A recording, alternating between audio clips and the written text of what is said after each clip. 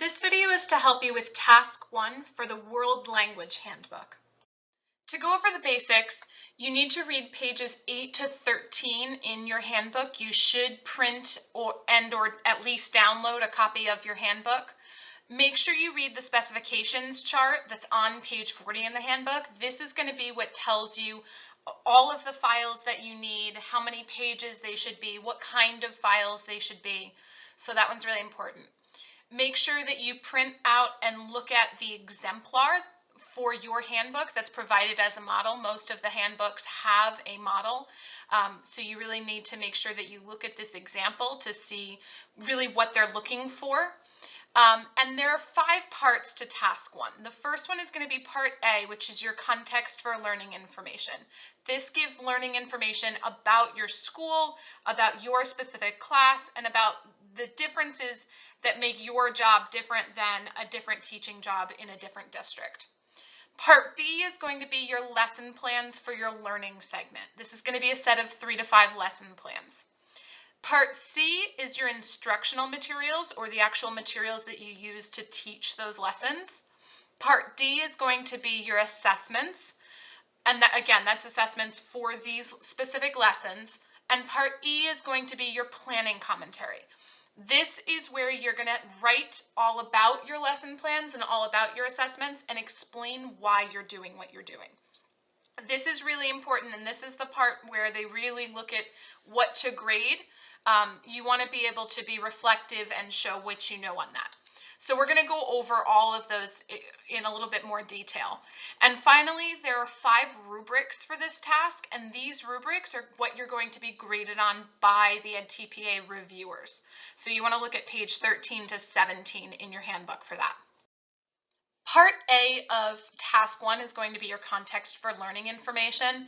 For this, you're going to have to select one class that you teach that you're going to use for your EdTPA portfolio.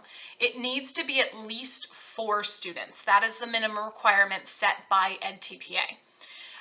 You have to complete the context for learning. Again, this is what gives all of the background about your school and about what you teach and how you teach. The template is provided under Task 1 in Blackboard, so you need to write in that template. This form also provides all of the information that you need about your school and classroom, and you should submit it with no more, no less than 4 pages. You have to include the prompts. Do not delete the directions, and make sure you're using this form, but it should be 4 pages.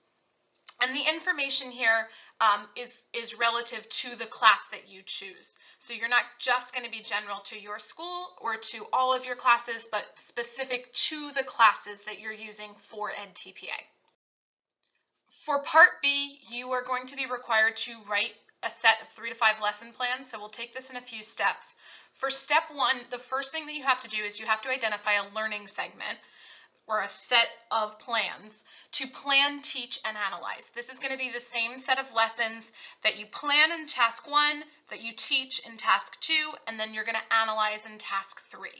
And this is going to consist of 3 to 5 consecutive lesson plans that build on each other in some way. So they need to be back to back, and they need to build on each other in some way. And we'll go over that in the next step. The second step is going to be to identify your central focus, and this is going to be what you teach across all 3 lessons.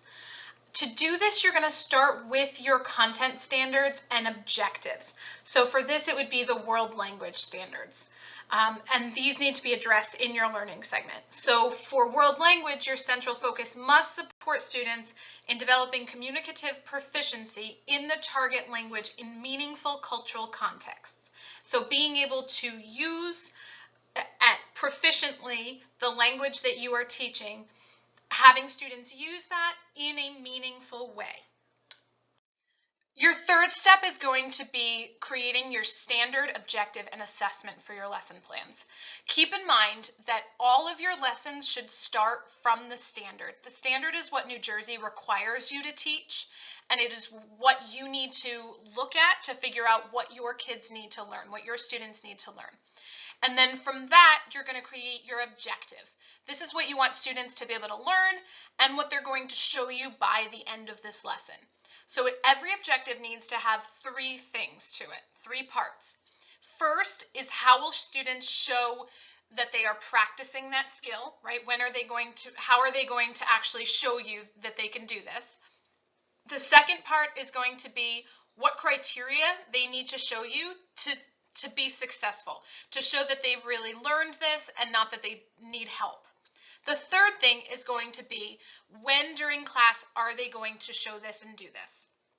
So you need to have all three of those parts in your objective. And then finally, you're going to create your assessments from that. And your assessments have to match your objective and your standard. This needs to be the same thing. Whatever you're looking for them to learn and show by the end of the lesson, that needs to be in the assessment. So the assessment is usually during guided practice or independent practice. And this is when students will do this. You will then get the assessment, right? Either it will be oral or written, but you will then assess how they did, grade it, and give feedback to students. The feedback is really important for task 3, so you want to keep that in mind. And your assessments should have a rubric, and this should align with whatever you need from them for your objective, and it should also align with your central focus. Those should all be the same thing. Step 4 is make sure you are using the provided template for your lesson plans that is on your Blackboard course. Each lesson plan can be absolutely no more than 4 pages, so that at the end you'll have a total of 12 pages for 3 lessons. Obviously it would be more than that if you have 4 or 5 lessons, but it can be no more than 4 pages per lesson. And then step 5 is that you're going to receive one-on-one feedback from your instructor through Zoom. So be ready to arrange a Zoom meeting with your instructor to get feedback on your lessons after you've submitted them. For Part C, instructional materials, this is where you're going to select and submit key instructional materials, meaning the best of your instructional materials. You're not going to submit everything that you use during the lesson, just the best of what shows what you and your students will be doing. You only get 5 pages per lesson plan to attach instructional materials, and they need to be big enough to read. So you don't want to make just tiny little boxes. You can take screenshots, you can upload it directly if it's a Word document, that's fine. You have 15 total pages maximum, 5 pages per lesson plan. So you want to look at what you have that's best. This can include your handouts that you've created, any assignments that they're working on, slides, interactive whiteboard images. It can be things that you've created. It can also be things that you've gotten from other people, as long as you cite where you got that instruction material from.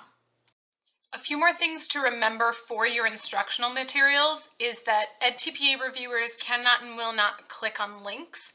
So you need to show all of your materials. Even if it's online, you need to take screenshots of it. Do not include any links to things. Next, do not include the formal assessment, because this will be another part of your task 1 that you upload. That will be a separate file.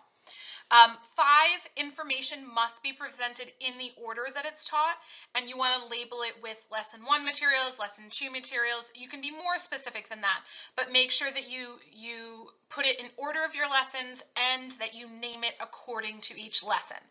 And then finally, make sure you check the specifications page in your handbook that we gave the page number to before, for how to title the file name when you save it, and how to title each set of materials within the doc. That's going to be really important so that you don't get an incomplete. Part D is going to be your assessments. So you are going to submit blank copies of all of your written assessments or directions to any oral or performance assessments. Make sure that they're blank. The point of this is not to submit student work. The point of this is to submit the blank assessments to show them what you will be assessing. Each assessment must have a grading tool. You have to have a checklist, a rubric, something that tells what parts of your objective are being evaluated, and how they're being evaluated, so that you know whether a student is really passing or they didn't reach that level of skill enough. So it absolutely needs to be related back to your objective and your central focus. There should definitely be one modified rubric as well. This can be for struggling students, it can be for higher level students who need to be pushed farther, it can be for ELLs, for IEP students, any students with specific learning needs. It does not have to be an IEP student, but any students with specific learning needs, you're going to have either modified assessment or modified rubric to go with that. The other things you need to remember about assessments is your informal assessments must match your formal assessments in all of your lessons, right? Because the informal assessments are how you're checking all along during your lesson to make sure that students understand what they're doing and what they need to do before they do their formal assessment. So it needs to be the same task. Next, the assessments must be done in class. Homework is not appropriate for assessments ever. There is no homework for EdTPA. You cannot add homework. And lastly, just make sure you check your specification chart again to make sure that you know how to name the files and how to title each assessment within it so that they know which lesson it goes to. And then the last part of your task one is going to be your planning commentary. And this is going to be a lot of writing. So you want to make sure you set aside a lot of time to be able to work on this and to really be able to reflect on your lessons and on your assessments to explain why you're doing everything. For this, go back and reread pages 10 to 12 in your handbook because that tells you exactly what you need in your commentary. The commentary must be 9 pages. 9 pages is the maximum, and if you don't do the maximum, then you probably really aren't writing enough to answer their questions. You have to write in the template. It shows you between the brackets, you have to write right there. And it does require citations, so all citations need to be at the end, and don't worry, they do not count towards your page count. Okay, question 3 is going to ask you for citations, and just remember that you must have at least 2 of them, and these need to be well-established research citations. This is not your colleague told you to or a teacher pay teacher assignment, right? You want to make sure you go back and look at your other courses where you studied theory or where you looked at real research on education and use some of those sources to back up why you're teaching the way that you're teaching. How do you know that you're using best practices? And then when all of your parts to your task one are complete, you're going to go back and read the specification page again to make sure that you've met all the criteria. This one is really important because if you don't do this and you don't match the specifications that they need, you can get an incomplete, which means your portfolio won't be scored and you'll be paying the $300 to submit all over again. So you want to make sure you follow the specifications page. You also want to look at each rubric against your work and make sure that you have at least a 3 on each. So to do this, you want to look at the rubric progression document because it tells you what exactly they're looking for in a level 3, which is the passing score for that rubric, versus a level 2, which is not passing. So you want to make sure that you look at those rubric progressions and really make sure you think that your portfolio is hitting those 3s, 4s, or 5s. And then finally, just make sure that you have everything on here. Make sure everything is complete. You can always come back and rewatch this video. So good luck.